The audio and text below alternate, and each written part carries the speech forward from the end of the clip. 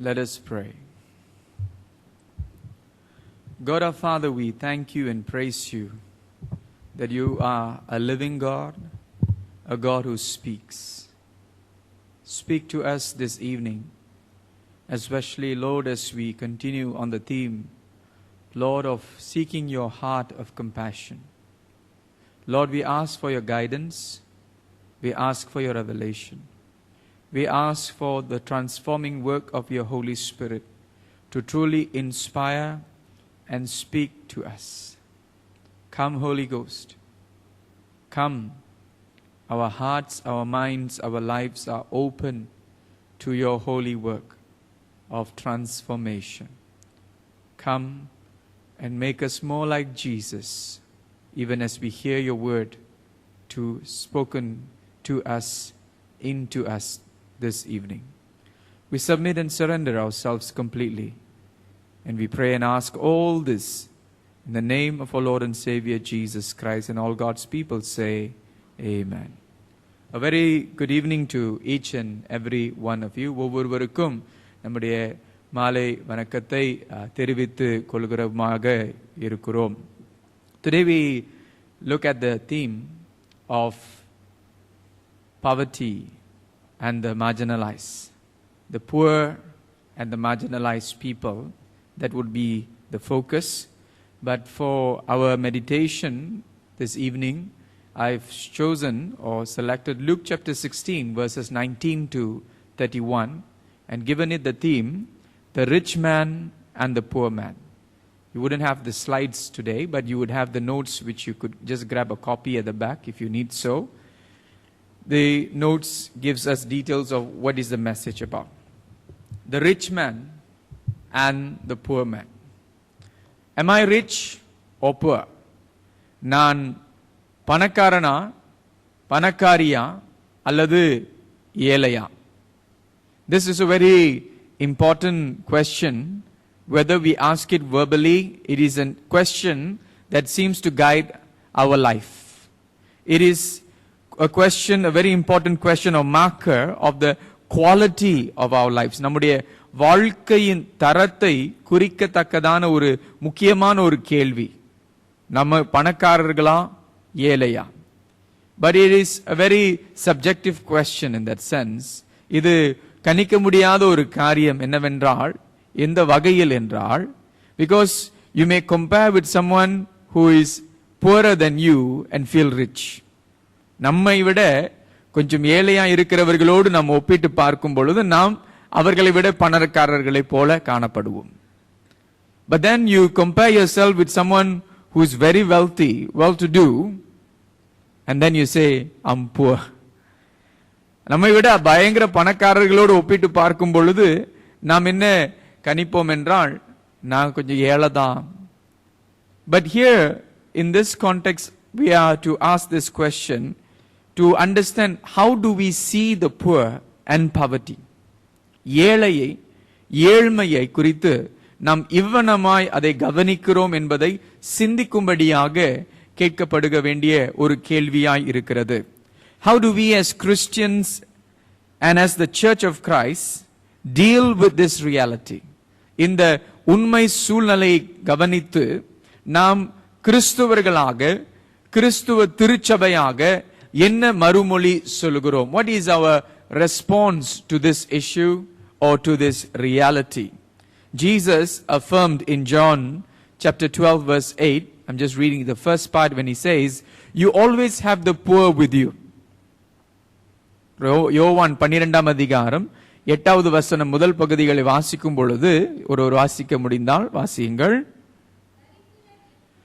தரித்திரன் எப்பொழுதும் உங்களிடத்தில் இருக்கிறார்கள். I'm sure you know there's much more that Jesus says there. But some people can say poverty and the poor is a reality. They will be there. So just leave it. தரித்திரர் எப்பொழுதும் உங்கள் மத்தியில் இருப்பார்கள் என்று இயேசுவே சொல்லிட்டாரு. அப்ப அவங்க இருந்துதான் ஆகணும், அவங்களுக்கு உதவி செய்ய தேவையில்லை. That is not what Jesus meant here. We will find more towards the end of the message as we will see.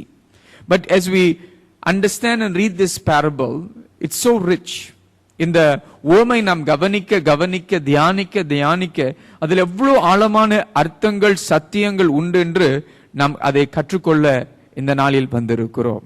It is important to understand it in the context of the parable.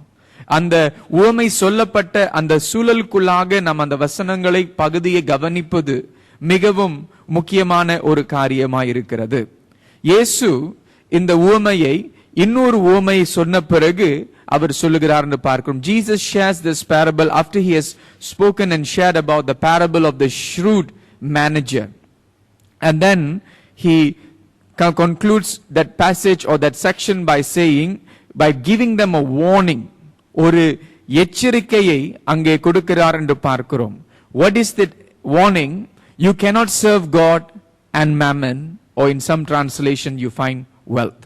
தேவனையும் தமிழ்ல எப்படி போட்டிருக்குன்னு தெரியல, பணத்தையும் ஆஸ்தியையும் நாம் சேவை செய்ய முடியாது, சேவிக்க முடியாது. We cannot serve both. இரண்டுக்கும் நாம் சேவை செய்து வாழ முடியாது என்று எச்சரிக்கை கொடுத்து he gives this warning. But then we see that the group of people who are listening are identified. எந்த நபர்கள் இந்த உவமையை இயேசு சொல்லுகிற காரியத்தை கேட்டுக்கொண்டு இருக்கிறார்கள் என்று நாம் கவனிக்கிறோம். லூக்கா 16 அதிகாரம் 14வது வசனம். In Luke chapter 16 verse 14 we are told, who are the people who are listening to Jesus here? Now the Pharisees, who were lovers of money, were listening to all these things and were scoffing at him. வாசியுங்கள்.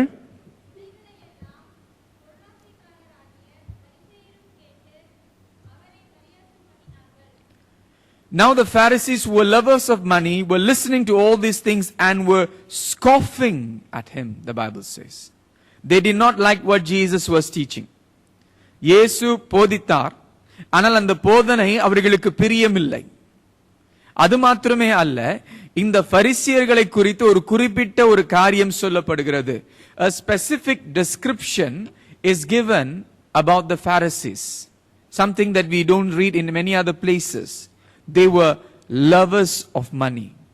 All this while we thought they were very religious people. All this while we think that they are people who are very God-fearing, who want to fulfill God's will. But the Bible makes it very plain and clear. Yes, as much as they were religious, they were lovers of money. அவர்கள் மதப்பிரியர்களாயிருந்தாலும், அவர்கள் மதக்குறி காரியங்களிலே அவர்கள் ஆர்வமுடையவர்களாயிருந்தாலும், அவர்கள் பணப்பிரியர்களாக இருந்தார்கள் என்று வேதம் நம்மோடு பேசுகிறது. So in 1 Timothy chapter 6 verse 10, the Bible warns us about people who love money. The love of money is dangerous. பணப்பிரியம், பணத்தின் மேல் உண்டாகுகிற ஆசை குறித்து 1 தீமோத்தேயு 6 அதிகாரம் 10வது வசனத்தில் ஒரு எச்சரிக்கையாய் நமக்கு வருகிறது. Let me read that in the English. 1 Timothy chapter 6 verse 10. For the love of money is the root of all sorts of evil, and some, by longing for it, have wandered away from the faith and pierced themselves with many griefs. தமிழ்ல வாசிக்க கேட்போம். பண ஆசை எல்லா தீமைக்கும் எல்லா தீங்குக்கும் வேறாயிருக்கிறது. சிலர் அதை இச்சித்து விசுவாசத்தை விட்டு வழுவி விலகி அநேக வேதனைகளாலே தங்களை உருவக்குத்திக் கொண்டு இருக்கிறார்கள். The love of money is a problem. The love of money is dangerous because it does two things, the scripture says here. It draws someone away from the faith that God desires.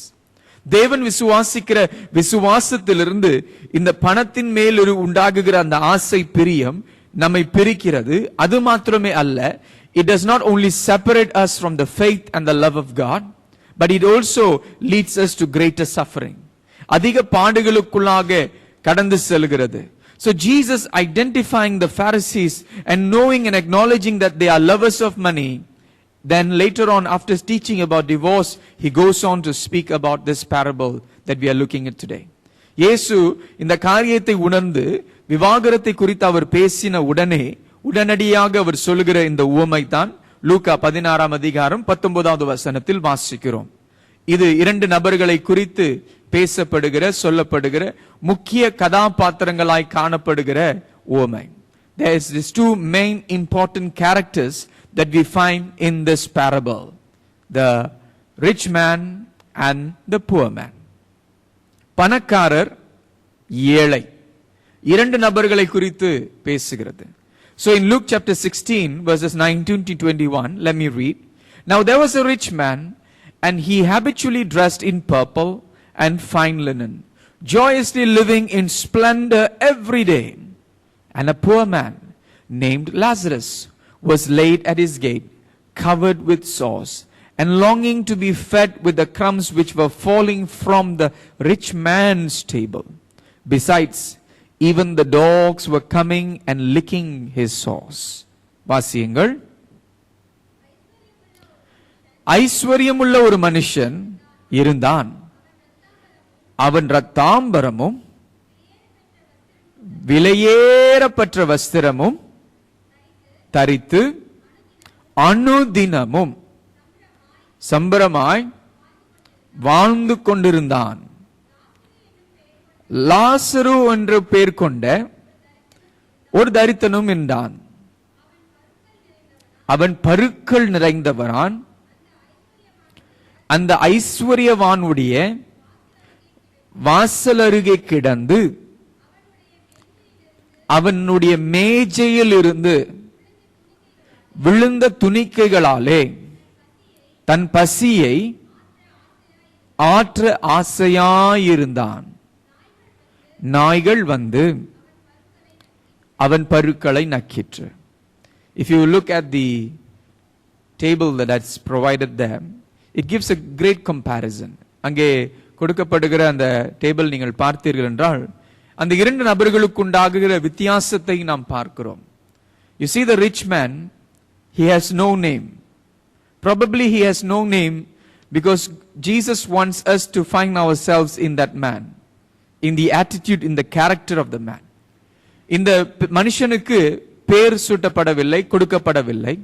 ஒருவேளை இயேசு இந்த உவமையை சொல்லும் பொழுது இந்த மனுஷனுடைய தன்மையிலே, இந்த மனுஷனுடைய சுவாபத்திலே, அவனுடைய செயல்களிலே நாமும் காணப்பட வேண்டும் என்று அந்த பேர் சொல்லாமல் இருப்பாரோ, இருந்திருக்க கூடுமோ.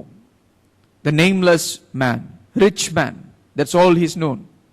But then the poor man, he's called Lazarus. அந்த ஏழையாய் வாழ்கிற அந்த மனுஷனுடைய பேர் லாசரு. What does Lazarus mean? Lazarus actually means God is my help. லாசரு என்று சொல்லும் பொழுது தேவன் என்னுடைய உதவி, தேவனே எனக்கு உதவி செய்கிறவர் என்று அர்த்தமாம். So when Jesus names this man in this parable as Lazarus, he's saying this is a man who depends on God. தேவனை சார்ந்திருக்கிற ஒரு மனுஷன் என்று பார்க்கிறோம். And then the rich man probably lived in a big house. இந்த பணக்காரர் ஒருவேளை ஒரு பெரிய இல்லத்தில் தான் வாழ்ந்திருக்க கூடும், ஒரு பெரிய அரண்மனையாய் கூட இருந்திருக்க கூடும், நமக்கு தெரியல, அது சொல்லப்படவில்லை. ஆனால் அவனுடைய இல்லத்தில் ஒரு வாசல் இருந்தது. அந்த வாசல் அருகேதான் இந்த ஏழை லாசரு படுத்திருந்தான். But what we know is his house had a gate that was able to accommodate this rich man to be there begging, lying there. And the rich man dressed in purple and fine linen. அவன் இரத்தாம்பரமும் விலை உயர்ந்த வஸ்திரத்தை தரித்தவனாய் இருந்தான். But then the poor man, he was poorly clothed, covered with sores, licked by dogs.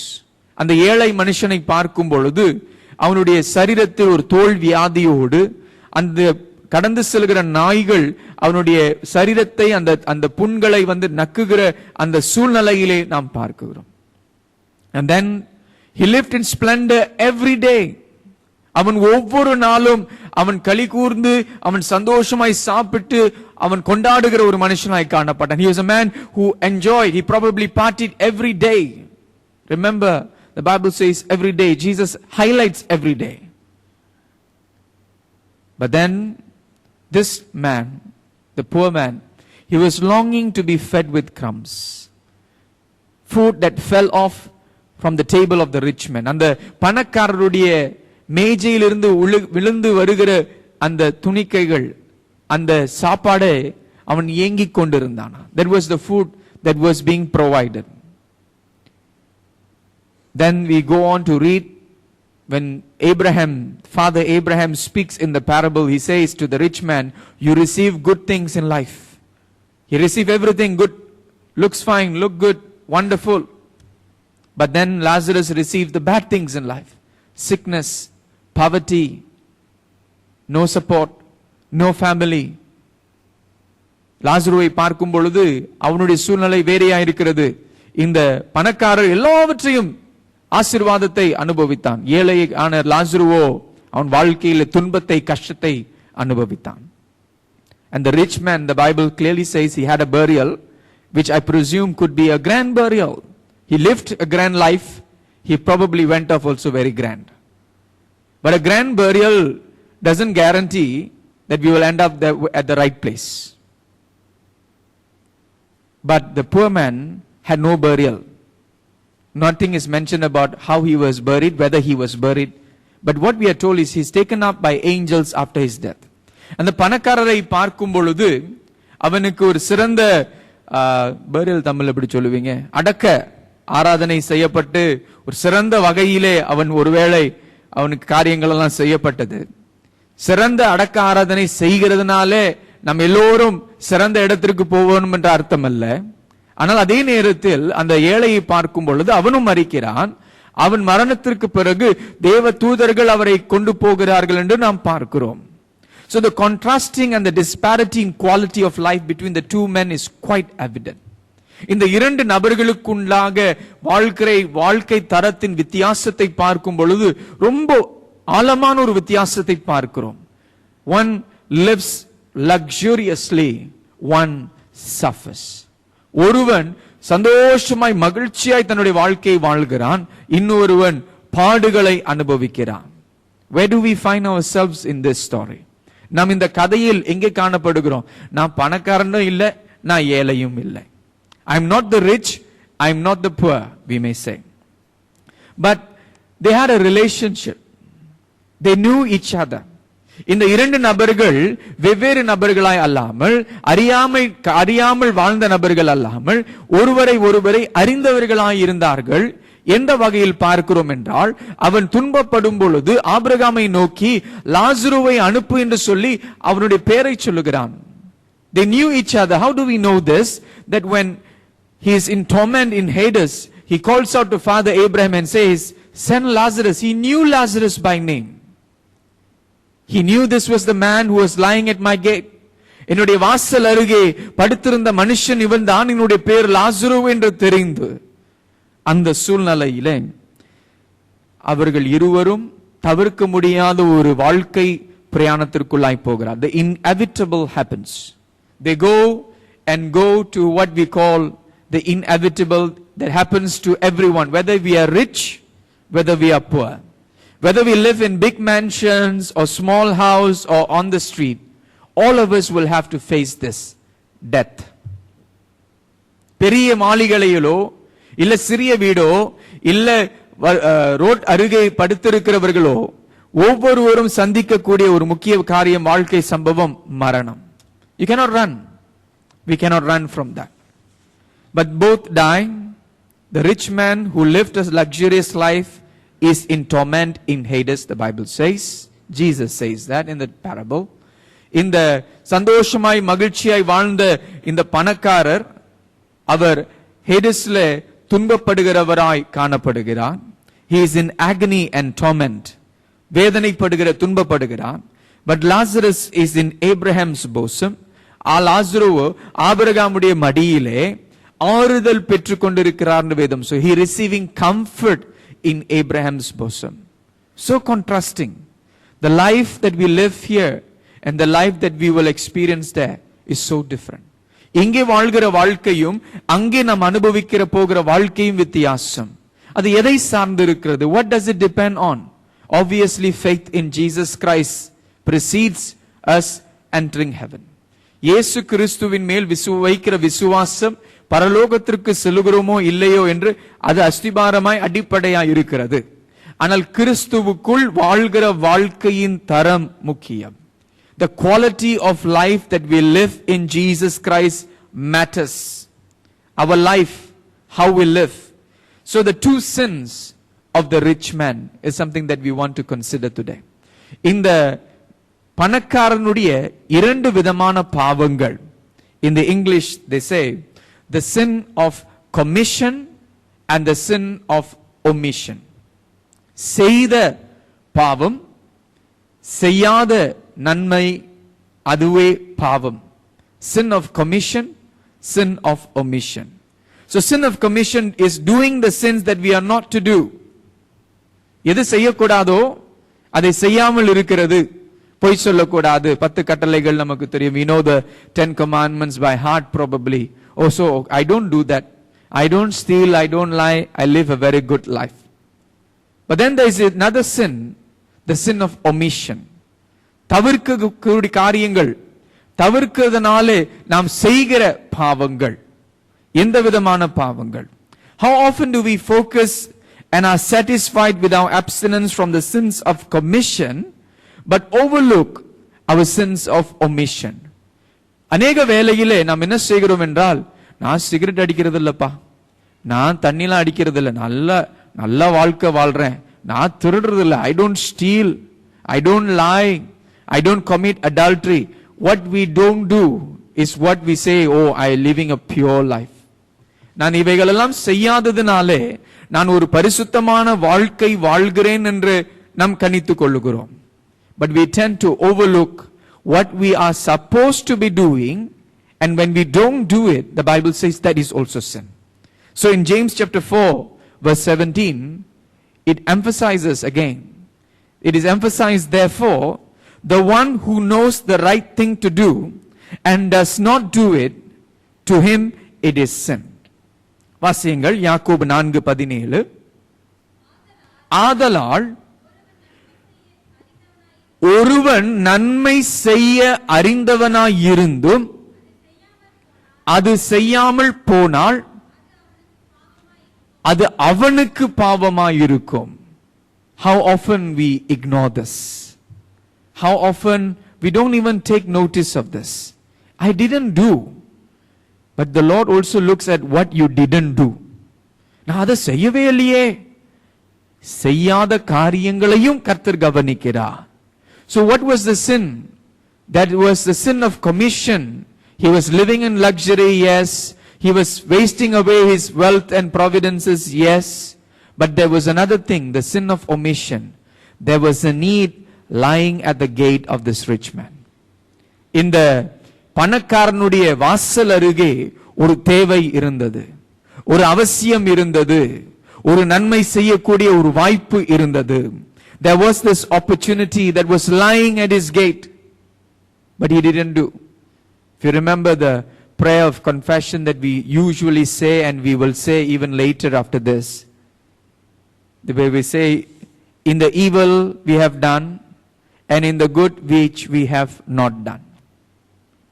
நாம் செய்த பாவங்களை குறித்தும் அறிக்கை செய்வோம், செய்யாத நன்மைகள், செய்யாத நற்கிரியைகளை குறித்தும் நாம் வழக்கமாய் பாவ அறிக்கை செய்கிறோம். But can you think of an opportunity that God brought to our attention? தேவன் நம்முடைய கண்களுக்கு முன்பாக கொண்டு வந்த ஒரு சூழ்நிலை, நாம் நன்மை செய்திருக்க கூடும். We could have done good. Remember the parable of the Good Samaritan. What is the sin of the priest and the Levite? The sin of omission. நல்ல சமாரியனுடைய அந்த கதையை நாம் வாசிக்கும் பொழுது, உவமையை வாசிக்கும் பொழுது, அந்த ஆசாரியனும் லேவியரும் செய்த பாவம் என்ன?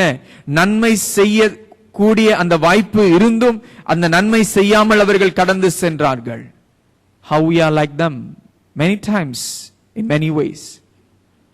What was the sins of omission of the rich man, and how do we do that well in our life? How do we respond to what we see all around us in our community? நம்முடைய சமுதாயத்தில் நாம் காண்கிற அந்த வாய்ப்புகளை எப்படி நாம் காண்கிறோம்? Obviously I shared about Jesus mentioning that you will always have the poor among you. ஏழைகள் தரித்திரர் உங்கள் மத்தியில் எப்பொழுதும் இருப்பார்கள் என்ற அந்த வசனத்தை ஆரம்பத்தில் சொன்னேன். But let me re-quote Jesus from Mark chapter 14 verse 7. Mark 14:7 வாசிக்கும் பொழுது Jesus says here, for you will always have the poor with you. And then we tend to skip and go to the last part, but you do not always have me. But there's a very important thing that Jesus says in between. You always have the poor with you, and whenever you wish, you can do good to them. வாசியுங்கள். தரித்திரர் எப்போதும் உங்களிடத்தில் இருக்கிறார்கள். உங்களுக்கு மனது உண்டாகும் பொழுதெல்லாம், உங்களுக்கு அந்த வாய்ப்பு உண்டாகும் பொழுதெல்லாம், அந்த நன்மை செய்யக்கூடிய அந்த உள்ளம் உண்டாகும் பொழுதெல்லாம் நீங்கள் அவர்களுக்கு நன்மை செய்யலாம். நானோ உங்களிடத்தில் இரேன். I'm not going to be always with you, but you are going to be my representatives. In effect, Jesus says that. இயேசு நாம் தான் அவருடைய பிரதிநிதியாக அந்த தரித்திரர்கள் மத்தியிலே, அந்த ஏழைகள் மத்தியிலே நன்மை செய்கிறவர்களாக அவர் சுற்றி திரிந்ததை போல நாமும் சுற்றி திரிகிறவர்களாக காணப்பட. Jesus went around doing good. And likewise, we the children of God, Christians as we call ourselves to be, are called to go around doing good, and especially doing good to the neighbors, the poor, the marginalized, those who are in suffering, those who are in need, to look upon them with hearts of compassion. மனதுருக்கத்தின் ஒரு இருதயத்தோடு காண்பது மாத்திரமே அல்ல, but move forward with hands of empathy and to do something to bring about change and transformation. But we tend to overlook or ignore the possibilities to be a blessing. அநேக வேளையில் நாம் என்ன செய்வோம்? அதை கண்டும் காணாமல் அப்படியே கடந்து போயிடுவோம். We see but we don't see. We ignore the possibilities. Or otherwise we are glad to get rid of the problem with our little help. This happens in coffee shops. அநேக coffee shopsல நடக்கக்கூடிய ஒரு காரியம். We may have done this. I have done this quite a number of times. Somebody comes, very poor, asks for money. You're busy eating. I'm busy eating. What do? Take out 1 ringgit from the change that the shop guy gave. Give him that 1 ringgit, hoping that you don't disturb me. I want to eat. நம்ம அநேக வேலை செய்கிற காரியம், கடையில் போய் சாப்பிட்டு கொண்டிருக்கும் பொழுது யாராவது ஏழை அவர்கள் பாசு கேட்டு வரும் பொழுது நம்முடைய சாப்பாடு மேல நம்மளுடைய கவனம் இருக்கிறதுனால அவர்கள் நம்மை தொல்லை செய்யாதபடிக்கு உடனடியாக ஒரு வெள்ளி எடுத்து அவர்களுடைய கரத்தில் கொடுத்து அவர்கள் நம்மை தொல்லை செய்யக்கூடாதுன்னு அவர்களை துரத்தி விடுவதற்கு நாம் உதவி செய்கிறோம். We help them to chase them away. Our hearts will convict us. நம்முடைய இருதயம் நம்மை கூர்மையாய் கவனிக்க கூடியதாய் இருக்கிறது. நம்முடைய இருதயத்தை கவனிக்கும் பொழுது நம்முடைய நோக்கம் என்ன? What is the motives of our heart in assisting and helping, in supporting? When we do help, when we assist the poor, how far are we willing to go as a church, as individuals? எவ்வளவு தூரத்திற்கு அவர்களுக்கு உதவி செய்ய நாம் ஆயத்தமாய் இருக்கிறோம்? தனிப்பட்ட நபர்களாய் மாத்திரமே அல்ல, ஒரு திருச்சபையாக எந்த வகையில் அவர்களுக்கு உதவி செய்ய? In Galatians chapter 2 verse 10, Paul writes, and he says, the apostles had an agreement. The apostles had an agreement, and one of the important agreements or decisions that they made was this. அப்போஸ்தலர்கள், ஆதி திருச்சபை அப்போஸ்தலர்கள் அவர்கள் ஒருமித்து ஒரு தீர்மானத்திற்குள்ளாய் வந்தார்கள். ஒரு முக்கியமான ஒரு தீர்மானம் எடுக்கும் பொழுது இந்த தீர்மானம் அவர்களுக்குள் இருந்தது. He says, they only asked us to remember the poor. The early church remembered the poor, was concerned for the poor, and the apostle Paul says, the very thing I also was eager to do. வாசியுங்கள். தரித்திரரை நினைத்துக் கொள்ளும்படி மாத்திரம் சொன்னார்கள். அப்படி செய்யும்படி அதற்கு முன்னமே நானும் கருத்துள்ளவனாயிருந்தேன். I also was eager, Paul says. As much as he was doing mission, establishing churches, he says, my heart was for the poor. My heart was to care for the poor, to reach out to the poor, the marginalized, giving them the wholesome gospel of the kingdom. தேவனுடைய ராஜ்யத்தின் முழுமையான சுவிசேஷத்தை பிரசங்கிக்கிற ஒரு அப்போஸ்தலராய் அவர் காணப்பட்டார்.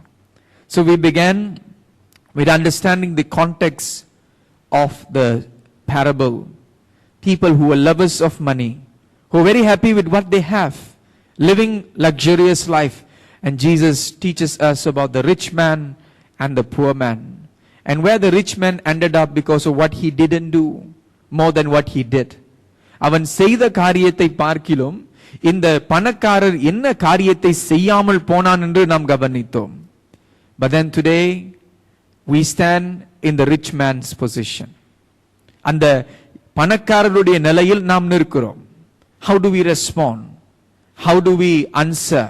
How do we respond to the need that lies before us at our gates, at our entrance, at the foot of our community? நம்முடைய சமுதாயத்தின் மத்தியிலே காணப்படுகிற தேவைகளுக்கு நாம் என்ன செய்கிறோம்? எந்த வழியில் நாம் மறுமொழி கொடுக்க கூடியவர்களாக இருக்கிறோம்? We are blessed to be a blessing as Christians, especially to the poor. நாம் ஆசீர்வதிக்கப்பட்டிருக்கிறோம், ஆசீர்வதிக்கிறவர்களாக, ஆசீர்வாதமாய் இருக்கும்படியாக. அதுதான் கிறிஸ்தவர்கள் என்ற அர்த்தம். குறிப்பிட்ட வகையிலே ஏழைகளுக்கு உதவியாக ஆசீர்வாதமாய் இருக்க கர்த்தர் நம்மை ஆசீர்வதிக்கிறார். Because God cares for the poor, the children of God care for the poor. தேவன் ஏழைகளை குறித்து கரிசனை உள்ளவராய் இருக்கிறார். அவ்வண்ணமாய் தேவனுடைய பிள்ளைகளும் ஏழைகளை குறித்து கரிசனை உடையவர்களாக, கரிசனையோடு செயல்படுகிறவர்களாக நாம் காணப்படுவோமாக. 2 கேள்விகள் கீழ் இருக்கிறது நம்முடைய சொந்த தியானத்திற்கு. The 2 questions that are below is for our own reflection. How do I commit the sin of omission in my daily life? நம்முடைய அன்றாட வாழ்க்கையிலே செய்யக்கூடிய நன்மையை எப்படி செய்யாமல் போய் நாம் பாவம் செய்கிறோம்? How should I change myself from my self-centered lifestyle? என்னை குறித்தே நான் வாழ்கிற இந்த வாழ்க்கை தரத்திலிருந்து, குணத்திலிருந்து நாம் எப்படி மாற்றிக் கொள்ள கூடும் என்ற கேள்விகளோடு நாம் தியானத்தை முடிக்கிறோம். ஜெபம் செய்வோம். Let us pray. God our Father, we thank you. நன்றி செலுத்துகிறோம் ராஜா. ஆண்டவரே, நாங்கள் எவ்வளவு ஆசீர்வதிக்கப்பட்டிருக்கிறோம். ஆனால் இல்லாதவர்களை குறித்து நாங்கள் எத்தனையோ காரியங்களிலே கவனம் செலுத்தாமல், அக்கறை உடையவர்களாய் இராமல் நாங்கள் வாழ்ந்து வந்திருக்கிறோம். செய்யக்கூடிய நன்மைகளை நாங்கள் செய்யாமல் வாழ்ந்து வந்திருக்கிறோம். எங்களை மன்னியும் ஆண்டவரே. Forgive us for the sins of omission. Forgive us for the good that we have not done and the evil we have done. Lord, we ask that by your Holy Spirit that you will speak to us, teach us and guide us, Lord, to change, to see each and every individual with your eyes. Every need from your heart. Help us, O Lord. Grant us that grace. We pray and ask all this in the name of our Lord and Savior Jesus Christ. Amen.